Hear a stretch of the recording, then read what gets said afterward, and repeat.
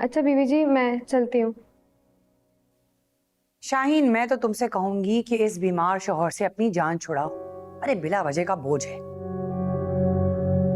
बीवी जी बोझ नहीं है जी, वो शौहर है मेरा। शौहर?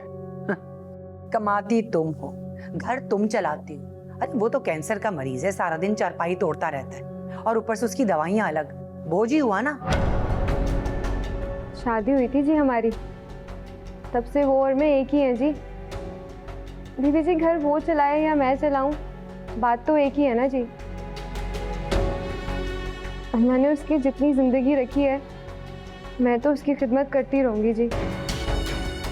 बस बस, तकरीरें करने की जरूरत नहीं है। और हाँ, 3 दिन की छुट्टी का मतलब है 3 दिन, समझ लो। जाओ।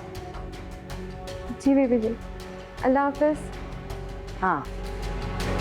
Aan Rishtoi Ki Pehchan, and if you want to watch more entertaining content, subscribe to Aan TV's YouTube channel. Thank you.